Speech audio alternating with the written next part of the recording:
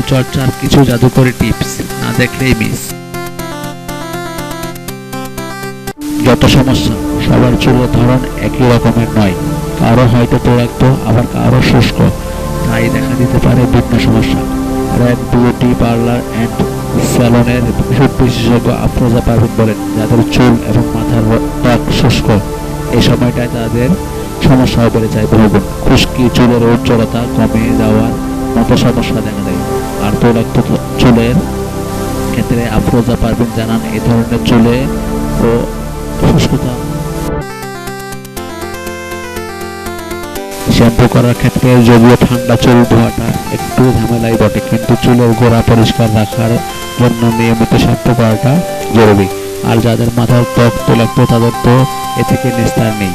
বাইরে বের হলে শ্যাম্পু করাটা বাধ্যতামূলক, নয়তো ধুলাবালি জমে চুলের গোড়ায় আটকে থাকে। শুষ্ক চুলে একদিন বাদে আর তৈলাক্ত চুলে অন্তত সপ্তাহে 5 দিন শ্যাম্পু করা উচিত। শ্যাম্পু বাছাইয়ের ক্ষেত্রেও চাই সতর্কতা। তৈলাক্ত চুলের জন্য কন্ডিশনারের মাত্রা কম এবং তেলবিহীন এমন শ্যাম্পু বেছে নেওয়া প্রয়োজন। আর শুষ্ক ত্বকে কন্ডিশনার এবং তেলের পরিমাণটা বেশি হবে।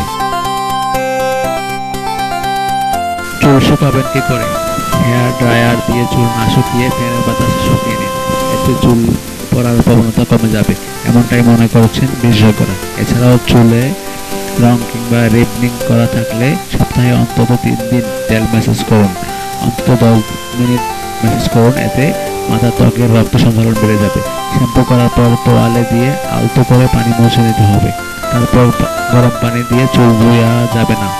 প্রয়োজনে বাইরে বেরোনোর আগে মাথায় স্কার্ফ দিয়ে নিতে পারেন, এতে ধুলাবালির হাত থেকে রেহাই মিলবে চুলের। 2 মাস অন্তর শ্যাম্পুর ধরন কিংবা ব্র্যান্ড বদলানো ভালো। আর চুল দীর্ঘ সময় ছেড়ে না রেখে বেনি করে রাখতে পারেন, এতে জটমুক্ত থাকবে আপনার কেশগুচ্ছ। বিভিন্ন প্যাক, ঘরে বসে বিভিন্ন প্যাক ব্যবহার করতে পারেন। চুলের রুক্ষ ভাব কমাতে পারে, পুরো চুলে মজে দিতে পারেন। আধা ঘন্টা গরম তোয়ালে দিয়ে পেঁচিয়ে ধুয়ে ফেলুন ভালো মতে। খুশকির সমস্যা হলে নারকেল তেলের সঙ্গে লেবুর রস মিশিয়ে মালিশ করুন। চুলে টক দই এবং মেহেদি দিতে পারেন উজ্জ্বলতা বাড়ানোর জন্য। এছাড়া চায়ের লিকারও ব্যবহার করতে পারেন কেশগুচ্ছ নিয়ে। তবে আর চিন্তা কেন,